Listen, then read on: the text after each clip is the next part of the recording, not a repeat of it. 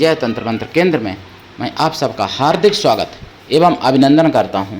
मेरे प्रिय भाई बहनों, यूट्यूब पर पहली बार आज मैं अनला की साधना लाया हूं, जो राक्षस और गंधर्व की दोनों की कन्या हैं।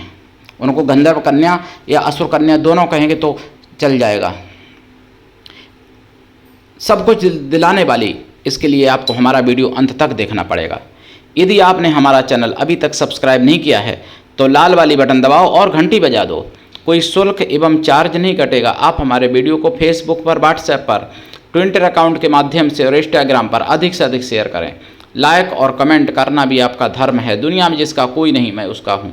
यदि आपको अपनों ने धोखा दिया है अथवा आपको परायों ने धोखा दिया है तो आप एक बार मुझे अवश्य आजमाएं। हमारा मोबाइल नंबर है 9305 63 71 73। हमसे बात करने का टाइम भारतीय टाइम के अनुसार दिन में दोपहर 12 बजे से 2 बजे के बीच का है। यदि आप सच्चा पवित्र निस्वार्थ दिव्य प्रेम पाना चाहते हैं अथवा सच्चा पवित्र निस्वार्थ दिव्य प्रेम देना चाहते हैं तो आपका स्थान मेरे लिए मेरे प्राणों से भी करोड़ों गुना ऊपर है। और बात करने का टाइम भाई 12 से 2 के बीच का है। नंबर भाई 9305 63 71 73। इसी नंबर पर संपर्क करें। मैंने कोई दूसरा नंबर नहीं दिया है। मैं राष्ट्रीय अध्यक्ष कृष्णा दल एवं महामंडलेश्वर मैं आप सबसे निवेदन करता हूं, यदि आप मानवतावादी हैं अथवा आप सनातनी हैं तो मुझसे जरूर जुड़ें। यदि आप में योग्यता हुई तो मैं आपको पदाधिकारी भी बनाऊंगा अपने संगठन कृष्णा दल में। ये कृष्णा दल हमारा आपका सबका एक परिवार है। आप देश विदेश में विश्व के किसी भी कोने में रहते हैं, किसी भी जाति धर्म से हैं, कोई दिक्कत नहीं। आप हमारे दिए हुए ज्ञान से भरपूर लाभ उठा सकते हैं। और यूट्यूब चैनल हमारा जय तंत्र मंत्र केंद्र और टीवी चैनल पर सुदर्शन चैनल आपको जरूर देखना चाहिए, जो अच्छी सबसे और सबसे सच्ची सबसे सटीक खबरें दिखाता है सुदर्शन चैनल। और हमारा है यूट्यूब चैनल जय तंत्र मंत्र केंद्र, जो राष्ट्रवादी और देशभक्ति एवं साधनाएं सभी कुछ बताने वाला अकेलौता हमारा चैनल पूरे विश्व में, जो ज्योतिष, तंत्र मंत्र और आयुर्वेदिक ज्ञान, सत्संग, प्रवचन, कहानी सभी कुछ बताता है अपना चैनल जय तंत्र मंत्र केंद्र। ये आप सबका चैनल, अकेले हमारा नहीं है। इसलिए अपना चैनल समझ के इसको आगे बढ़ाना चाहिए और सनातन धर्म की आवाज़ इसलिए जन जन तक पहुंचाना चाहिए। सनातन का मतलब सच्चाई, सत्य का धर्म, सृष्टि काल से चला आ रहा धर्म। और जागते रहना चाहिए, तभी आप दूसरों को जगा पाओगे। अनला के बारे में बताऊँ आपको। अनला कौन है?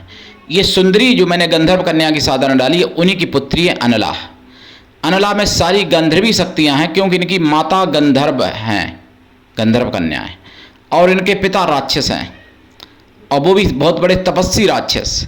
तो इनके पास राक्षसी भी समस्त शक्तियां हैं, क्योंकि पिता का ही नाम ज़्यादा जोड़ा जाता है, बेटा या बेटी कोई भी हो, और पत्नी का भी जाति धर्म वही हो जाता है जो पति का होता है। मतलब पति के जाति धर्म से ही पत्नी की और संतानों की मतलब पहचान होती है शादी के बाद, विवाह के बाद। पहले भी होती थी। तो गंधर्व कन्या तो थी गंधर्वी, लेकिन शरीर तो गंधर्व घर का ही था इनका। तो गंधर्वी शक्तियाँ, गंधर्वी शरीर तो बना ही रहेगा ना। तो उसी हिसाब से इनकी पुत्री अनला में भी गंधर्वी शक्तियाँ और असुरी शक्तियाँ और पतिव्रत धर्म की भी शक्तियाँ इनके अंदर थीं, क्योंकि राक्षसियाँ भी पहले पतिव्रता हुआ करती थी। सुलोचना कितनी बड़ी पतिव्रता थी, जो बताने की मुझे ज़रूरत नहीं है। रामायण में, राधे श्याम रामायण में सुलोचना का वर्णन भी आया है। तो मेरे प्रिय भाई बहनों, जो अनला हैं ये सब कुछ आपको दे सकती हैं। सारे सुख सौभाग्य समृद्धि दे सकती हैं। सभी प्रकार के दुख दरिद्र दुर्भाग्य रोग शोक दोष मिटा सकती हैं। और सभी प्रकार की शक्तियां तो दे ही सकती हैं, सभी प्रकार के शत्रुओं को भी जड़ से मिटा सकती हैं। क्योंकि गंधर्व अगर सौम्य होते हैं तो राक्षस क्रूर भी होते हैं और राक्षस सौम्य भी होते हैं। और ज़रूरत पड़ती है तो गंधर्व भी क्रूर बन जाते हैं ज़रूरत पड़ने पर, क्योंकि वो देव कुल से मिलान करते हैं गंधर्व। तो देवताओं की तरह सौम्य भी होते हैं लेकिन क्रूर भी हो जाते हैं ज़रूरत पड़ने पर। और वैसे तो खुश रहने वाले गंधर्व होते हैं। गंधर्व सबसे ज़्यादा खुश रहते हैं और सबको खुश रखते भी हैं सबसे ज़्यादा गंधर्व। आजकल के समय पर गंधर्वी विद्या यानी गान विद्या से लोग जोड़ के रखते हैं, लेकिन गंधर्वी विद्या में गान विद्या ही नहीं, सभी कुछ बहुत कुछ है गंधर्वी विद्या में। क्योंकि गंधर्वास्त्र का वर्णन जहाँ पाया है वहाँ पर गाने का कोई वर्णन नहीं आता है। युद्ध में प्रयोग होता था गंधर्वास्त्र। तो ऐसी शक्तियाँ इनके अंदर हैं अनला के। और ये अपने साधक को सभी कुछ दे सकती हैं। लेकिन इनका जाप देखो कम से कम 1.25 लाख तो करना ही पड़ता है, और वैसे वचन चाहते, प्रत्यक्षीकरण चाहते तो थोड़ा लंबे समय तक इनकी साधना करनी पड़ती है। इनकी साधना पद्धति मोगलिया शासन में नष्ट हो गई थी। इनका वर्णन वाल्मीकि रामायण में उत्तरकांड में आया है, अनला का भी वर्णन। इनके कई भाई थे मतलब, लेकिन उनका वर्णन मैं अभी नहीं कर रहा हूँ। अनला की मैं आपको साधना बता रहा हूँ जिससे आप ये सब कुछ प्राप्त कर सकें जो इनमें शक्तियाँ हैं। इनकी साधना रात्रिकालीन है। साधना काल में आपको ब्रह्मचर्य व्रत, एक टाइम भोजन, भूमि शयन परम आवश्यक है। और दीक्षा लेके साधना करें। बिना दीक्षा के कभी भी किसी भी प्रकार की साधना में सफलता नहीं मिलती है। गुरु ऐसा हो जो शिष्य से कुछ भी ना ले, लेकिन शिष्य भी ऐसा हो गुरु को सब कुछ दे, गुरु पर पूर्ण विश्वास करे, गुरु के लिए समर्पित रहे। और गुरु ऐसा भी हो जिससे अपने मन की सारी बात कह सको, न अपना भला बुरा, पाप पुण्य, सुख दुख सब कुछ बता सको, ऐसा गुरु होना चाहिए। मेरे प्रिय भाई बहनों, ये साधना आप रात्रिकालीन करेंगे। रात्रिकालीन ये साधना, गुरु की कृपा छप्पर फाड़ होती है तभी ऐसी साधनाएं हो पाती हैं सफल, ना कि टीवी पर देख के या फेसबुक पर इंस्टाग्राम पर देख के किसी को गुरु बना लिया, उससे बात कभी नहीं की और गुरु बना लिया, मान लिया गुरु, तो साधना सफल होती है। ऐसा कभी नहीं हो सकता है, ना कभी हुआ ना होगा। ध्यान रखना, गुरु से अपने मन की सारी बात कह सको, गुरु शिष्य में कुछ भी ना बटा रहे, गुरु शिष्य का एक ही कार हो जाए, जहाँ पर एक ही कार, वहाँ पर यह साधना है, सफलता की संभावना आप समझो, क्योंकि गुरु की कृपा से ही सब कुछ संभव है। आपने सुना होगा ना, राम कृष्ण से को बड़ो उन्होंने गुरु कीन, तीन लोक तारण तरण गुरु आगे आधीन, तीन खंड नवलोक में गुरु से बड़ा न कोई, करता करे सो करी न सके, गुरु करे सो होय। सुना है ना आपने। तो कोई भी साधना हो, कोई भी कार्य हो, बिना गुरु के कोई नहीं सीख जाता है।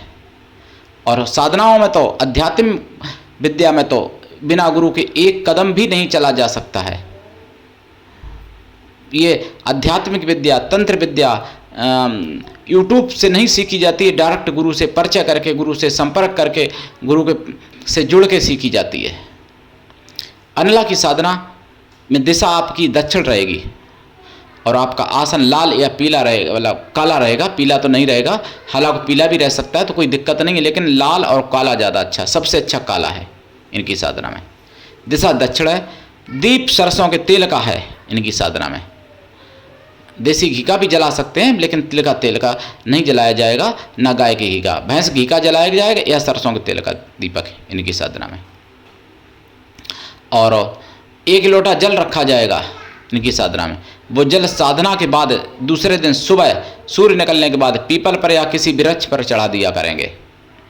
साधना काल में आप खोया की मिठाई और अष्टमेवा का प्रसाद रखेंगे। प्रसाद साधना के बाद खुद खा सकते हैं, परिवार में भी बांट सकते हैं। शुद्ध शाकाहारी साधना काल में रहना ही पड़ेगा। अगर आप तामसी साधना करते हो, मांस और शराब रखते हो भोग में, तो भी आपको शुद्ध शाकाहारी रहना पड़ेगा, लेकिन जो भोग रखोगे वो आप शमशान में फिर आपको रखने जाना पड़ेगा, या फिर शमशान में ये साधना कर लो, सबसे अच्छी बात। लेकिन सात्विकी करोगे, मिठाई और मेवा वाला प्रसाद रख के, तो शमशान में कर सकते हो, अपने घर पर कर सकते हो, मंदिर में और देवालय में, शिवालय में, नदी किनारे, तालाब किनारे, बगीचे में, कहीं कर सकते हो, लेकिन एक ही जगह करना उतने दिन तक जितने दिन तक करो। दिशा एक, टाइम एक, स्थान एक, आसन एक, माला एक।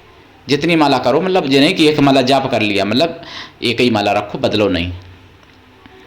और जाप का दशांश हवन आपको करना पड़ेगा। दशांश हवन का दशांश तर्पण, और दशांश तर्पण का दशांश मार्जन, दशांश मार्जन का दशांश पवित्र ब्राह्मण पतिव्रता स्वासिनी स्त्रियों को भोजन करा दें, अथवा ब्राह्मण पवित्र कन्याओं को भोजन करा दें।